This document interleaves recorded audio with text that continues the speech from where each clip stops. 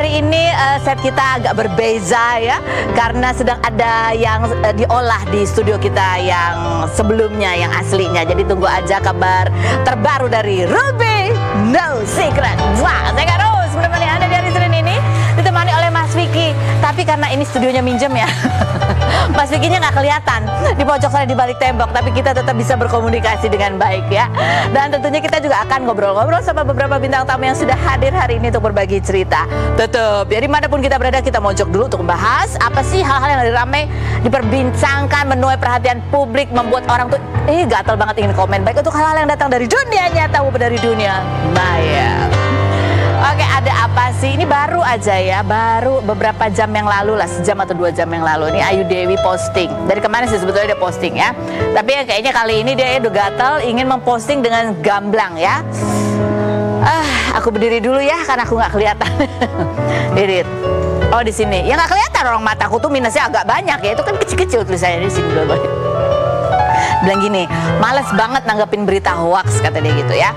Saya diam tapi lama-lama kok saya berasa dimanfaatkan dengan judul-judul clickbait, katanya gitu. Soal apa sih? Ini udah cuma gini doang ya. Nih, satu dia bilang, dia klarifikasi, saya nggak pernah nge-host nge-MC-in peluncuran pesawat jet pribadi atau pemberian pesawat jet pribadi. Terus yang kedua dia bilang, ulang tahun anak teman artis yang saya pernah MC itu hanya Rans dan Atta Aurel. Semuanya live di TV dan ada di YouTube juga mereka. Jadi bisa dilihat semua orang. Yang berikutnya, saya sengaja nggak mau post artikel-artikel media online yang taruh foto saya tanpa izin dan tulis judul berita hoax seenaknya supaya mereka nggak dapat traffic dari berita fitnah yang bawa-bawa nama saya gitu ya. Dan dia bilang gini, saya paham kalau di era digital ini semua ramai-ramai fokus mendulang data insight tinggi untuk dijadikan kepada pengiklan dan mendapatkan traffic, viewers, pembaca atau penonton yang banyak. Saya pun bekerja di dunia digital, tapi tolong teman-teman media untuk lebih bijak dalam memberitakan yang valid dan bukan hoax. Ini soal apa sih? Mungkin banyak yang nggak tahu ya. Ini masih terkait dengan kemarin itu suaminya Sandra Dewi ditahan karena kasus dugaan perbuatan yang membuat kerugian penerimaan negara sebesar berapa? 271 triliun itu ya, berkaitan dengan tambang timah. Nah itu kan kemudian tuh muncul tuh ada beberapa dari apa sih namanya, Indonesian Audit Watch, apalah gitu ya. Itu yang kemudian juga apa sih istilahnya, banyak memberikan, ada wawancara-wawancara lah, baik itu terkait mengenai dugaan ada pencucian uang di kalangan orang-orang kaya baru, termasuk juga kalangan artis, dan bahkan soal ini sehingga muncul ada beberapa inisial-inisial nama gitu. Walaupun dari pihak Kejaksaan Agung sendiri ada keterangannya, pihak Kejaksaan Agung nggak pernah tuh mengutarakan akan ada inisial A, B, C dan lain sebagainya. Tapi memang yang banyak beredar itu di sosial media ada beberapa inisial ya. Salah satunya adalah inisial apa sih? C. Ayo apalagi? Jadi tebak-tebakan inisial ya. Udah gitu, udah bukan cuma inisial, pakai ada kisi-kisi keterangannya. Nah, salah satu inisialnya itu adalah A, ya kan? Inisialnya itu adalah A, perempuan, gitu kan? Terus habis gitu apalagi? Oh, nge-MC ya, nge-MC di acara peluncuran pesawat itu tadi. Pesawatnya siapa nggak tahu, mungkin pesawatnya Harvey Muiz kali. Terus habis gitu ada kaitannya dengan atau keluarganya cukup terpandang atau kaya atau apa gitu kan? Lah jadi orangnya namanya tebak-tebakan, dikasih kisi-kisi kan kayak main tebak-tebakan ya. Ayo apa. Sehingga muncullah dugaan itu adalah Ayu Dewi. Nah, tapi emang nggak pernah disebut ya, itu hanya inisial doang. Cuma di artikel itu inisial A gitu, beritanya apa tapi fotonya foto Ayu Dewi gitu. Itu yang mungkin yang dia bikin kesel ya, karena ya ini kan kasusnya kasus hukum ya kan. Kalau cuman hosip-hosip apa mungkin nggak seberat ini gitu ya. Apalagi kalau kaitannya juga menyangkut bikin keluarga jadi was-was nih ya. Artis A, ini salah satu contoh artikelnya. Artis A diduga terlibat kasus korupsi suami Sandra Dewi, nama Ayu Dewi terseret. Walaupun tulisannya gitu, nama Ayu Dewi terseret fotonya. Terus orang jadi mikir kan, iya kali ya, jangan-jangan gitu kan ya. Oke, baik. Nah, udah juga nih di thumbnailnya juga ada di thumbnail podcastnya Uya Kuya gitu ya. Nih, tulisannya, oh ini dia menyertakan artikel juga judul thumbnailnya, bongkar sosok artis A yang diduga terlibat korupsi timah 271 triliun, seret public figure C dan S juga yang ternyata titik gitu ya.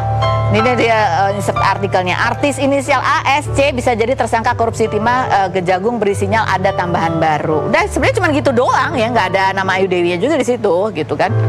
Itulah. Dan terus kemarin juga Ayu Dewi sempat posting nih ya. Dia posting lagi sama foto almarhumah ibunya gitu ya. Bunyi captionnya nih. Captionnya coba kita baca. Bunyi aduh dibilang ya, ibuku sayang, assalamualaikum warahmatullahi wabarakatuh. Dulu hari ini jadi hari lahir ibu, tapi sekarang lagi ulang tahun di insya Allah jannah ya, dan jannahnya Allah. Ibu dia bilang dia mengadu, oh dia sekarang lagi ngurus 3 anak, walaupun anaknya yang bungsu itu belum sempat ketemu ibunya gitu semasa hidup. Terus habis itu dia juga mengeluhkan bahwa dia sedang menghadapi banyak fitnah gitu ya. Ada apa? Fitnah berita dikaitkan dengan hal-hal yang sama sekali nggak ada hubungannya sama Ayu. Jangan sedih ya ibu, Ayu punya Allah kok buat tempat cerita semuanya gitu. Aduh sedih sih ya ini nanti ya. Gitulah. Coba kita lihat komentar netizen seperti apa ya dari postingannya Ayu Dewi tentang klarifikasi itu. Bunyinya adalah set. Komentar netizen, aku aja nggak percaya loh Buaya nge-MC-in artis Ono, foto bareng aja nggak pernah, apalagi nge-MC artis Ayang. Lakinya Tajir kan bukan Buaya aja, iya kan? Oke siapa? Kita malah tebak-tebakan baru ya. Yang berikutnya, kalau dia pakai dana itu pasti rumah Bu Ayu udah siap. Ini belum ya? Oh iya ya, Ayu Dewi lagi bangun rumah belum jadi-jadi. Yang berikutnya, saya semenjak baca berita jadi menduga ke Ayu dan percaya nggak percaya. Untung aku nggak gampang nyinyir setelah ada klarifikasi ini, lega sih. Jadi dia sebenarnya sempat kemakan ya, iya kali ya, tapi dia nggak komen ya. Yang berikutnya, aku nggak sempat kepikiran kalau yang dimaksud itu Ayu Dewi, tapi semoga yang menghembuskan beritanya bisa membuktikan dengan sebenarnya siapa yang mereka tuduhkan agar tidak menjadi fitnah. Yang berikutnya, ada lagi? Nggak ada. Yang nyebelin, yang bikin berita pakai inisial akhirnya pada nebak-nebak. Ya sih aku setuju ya kan ya. Dan kenapa? Ini kan kaitannya korupsi itu kan kemarin ya, Harvey Muiz dan siapa? Helena Lim. Itu kan disebut sebagai kepanjangan tangan. Again, kalau kepanjangan tangan berarti ada badannya, ada kepalanya.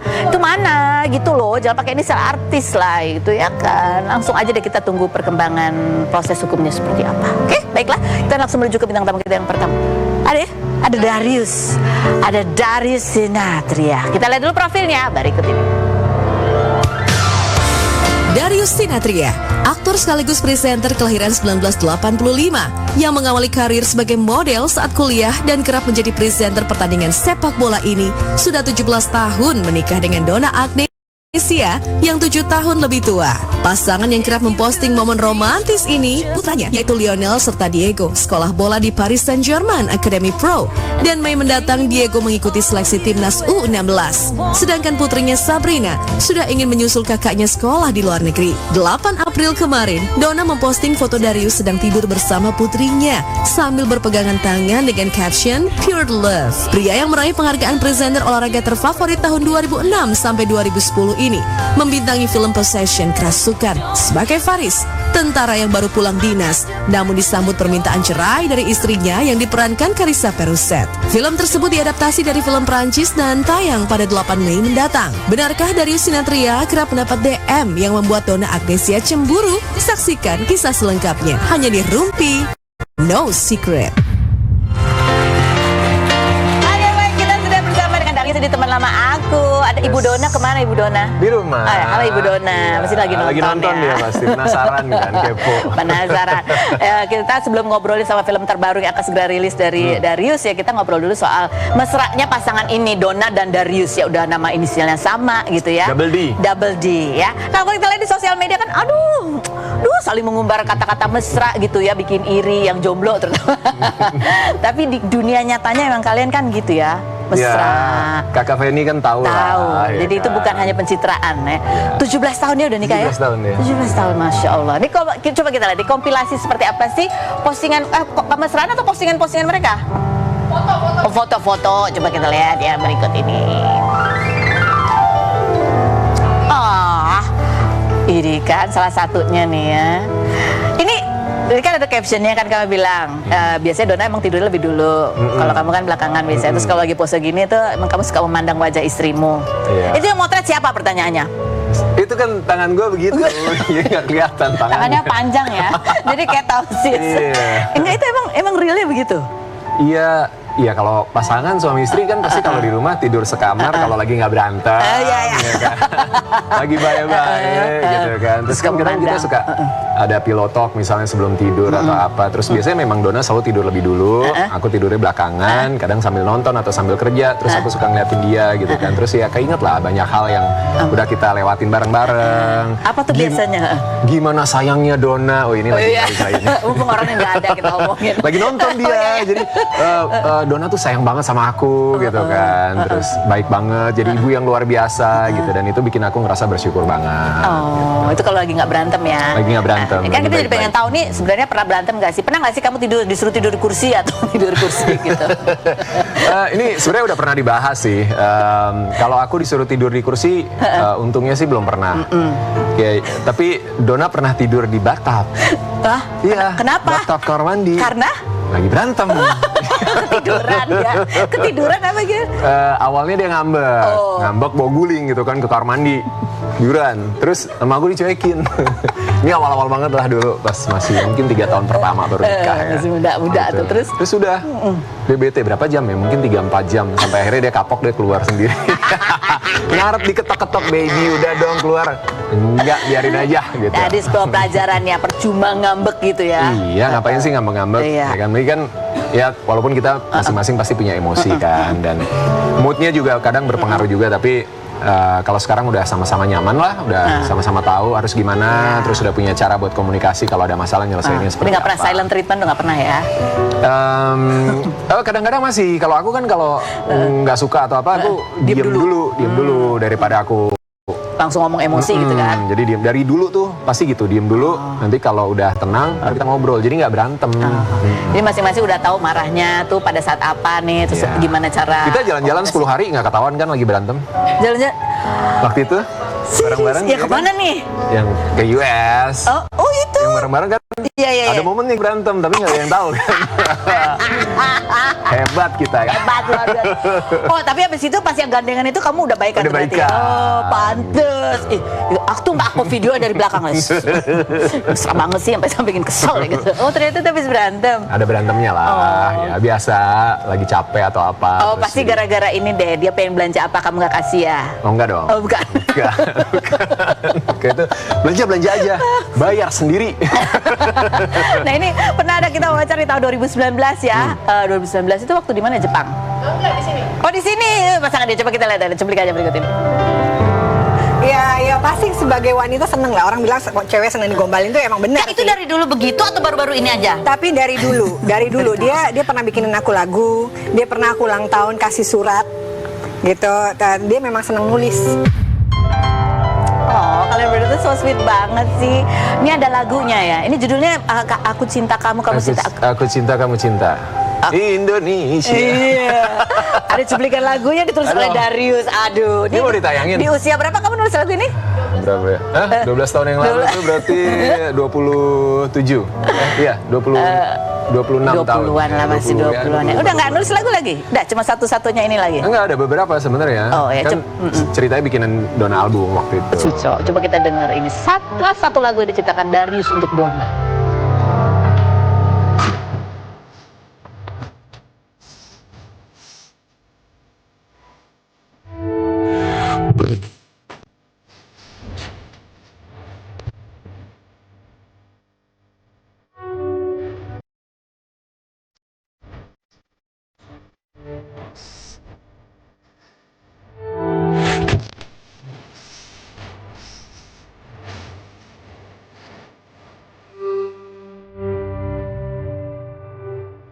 Bersamamu ku temukan diriku.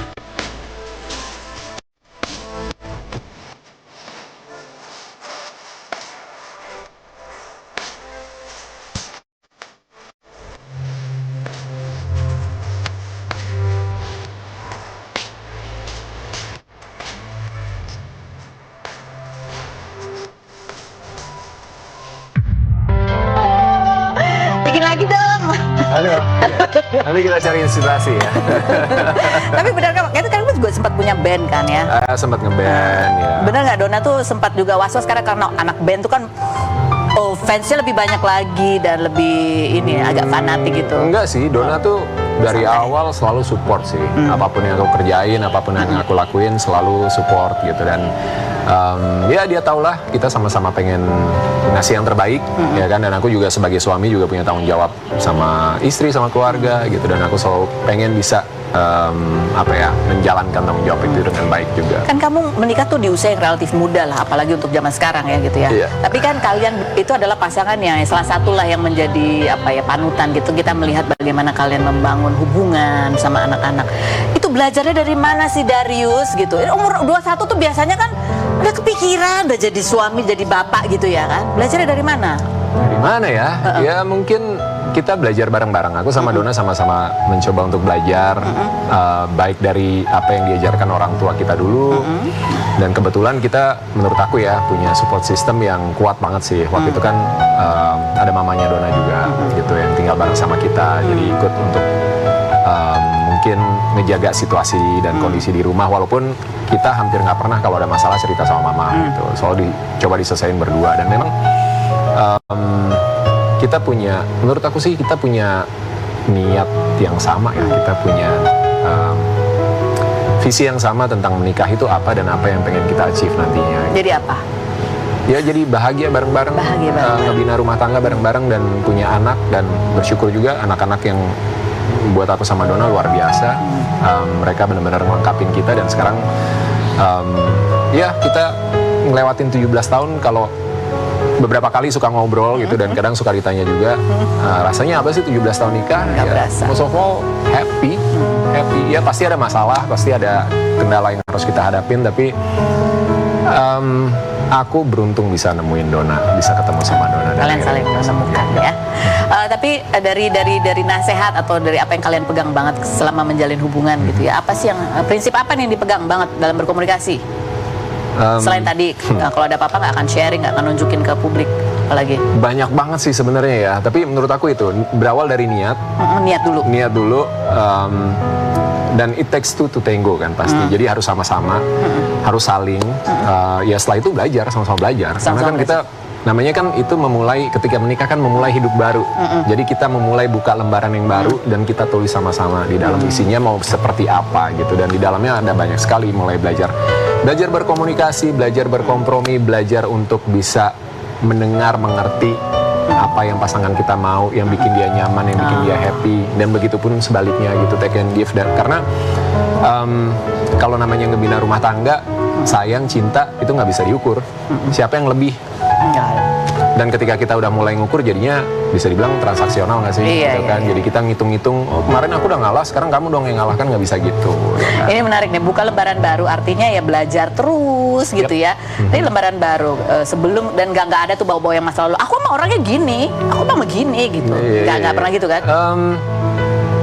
Ada beberapa poin pasti ada. Itu bagian dari pembelajarannya sih. Tapi aku bilang sama Donna bahwa kita itu, manusia itu selalu bertumbuh, selalu berkembang, dan kita akan jadi sosok yang berbeda Iya. gitu. Tapi yang harus kita lakukan sebagai pasangan adalah ngingetin supaya kita berkembang jadi yang lebih baik dan nggak meninggalkan salah satunya. Selalu sama-sama beriringan. Ingat lagi ke niat awalnya ya. Ini ngomong soal anak-anak ya kan, itu dulu foto anak, ini kan ada 2 anak laki-lakinya, ada jauh nih. Aku kalau lihat pasangan ini ya, tiap tahun berapa kali kamu nengokin anak? Setahun sekali ya? Setahun biasanya nengokinnya sih 2 kali. 2 kali, oh. Jadi pas libur akhir tahun itu bareng-bareng liburan keluarga lah ya. Sama waktu momen mereka ada turnamen yang jadi apa ya? Jadi main goalsnya dari akademinya itu untuk ikut turnamen itu untuk nunjukin support. perkembangan selama mereka latihan. Jadi kita datang untuk support langsung. Gila, ini jauh banget nih ya mereka, anak dua-duanya lagi ini anak lakinya ya kan. Terus postingannya Lionel ya, ada captionnya, coba kita baca. Aduh, kecil banget sih tulisannya. Aduh, pakai bahasa Inggris lagi. I'm so grateful to have this special bond with you. Jadi ini kakaknya nulis caption untuk adeknya yang sama-sama sekolah bola juga, gitu kan. Nih seneng banget bisa main dan berjuang bareng di lapangan sekaligus ngelihat Dedek nunjukin kemampuan terbaik. Dedek, kakak bangga banget. Udah nggak sabar ngumpul bertiga lagi sama Sabrina. Juga less than 2 more weeks gitu. Ini di Desember 2020. Oh, so sweet banget. Anak-anak tuh juga kayak gitu ya? Si satu sama lain tuh juga somehow ternyata verbalnya mereka tuh. juga akhirnya punya pola komunikasi yang mirip-mirip sama aku sama Donna ya. So mereka bisa, walaupun nggak selalu, tapi di momen-momen tertentu mereka bisa expressing perasaan mereka gitu. Dan kadang Donna sih yang selalu nangis kalau baca caption video di gue. Waduh, kangen banget ya kan. Dan ini juga kan sekolahnya mahal, setahun 2 kali. Jadi bapak ibunya tuh kerja gitu. Kerja keras. Tapi ada nggak sih rules ketika kalian lagi berantem tuh tidak boleh, lagi marah tuh atau lagi ini, apa yang tidak boleh dilakukan? Nggak tertulis dan sebenarnya nggak pernah disepakati, tapi kita hampir nggak pernah teriak-teriakan, Nggak pernah teriak-teriakan. emosi yang tinggi gitu. Selalu semuanya dibicarakan dengan setenang mungkin. Kita sama-sama respect dan sebisa mungkin nggak di depan anak-anak. Kita selesai ini benar-benar berdua. Dan tetap panggil baby. Apa kalau lagi marah ada panggilan beda lagi, bukan baby? Biasanya kalau udah marah kamu. Oh, tetap kamu Iya. ya. Kamu itu. Oh. Iya. Kalau nggak lagi marah? Baby. Duh, ini adalah pasangan baby. Nanti kita ngobrol lagi. Terus bahas film ya. Ini film itu horor ya, film kamu ya? Film horor. Nanti kita akan bahas ya. Tapi kita mau ke Putri Patricia dulu ya.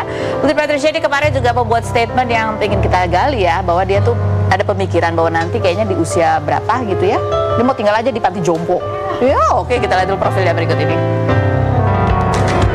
Putri Patricia, artis kelahiran 1980 yang mengawali karirnya sebagai model ini, pernah bermain dalam sinetron Dewi Fortuna tahun 1999 bersama Didi Riyadi. Hingga keduanya dikabarkan sempat menjalani hubungan, bahkan kerap dijodohkan netizen hingga saat ini.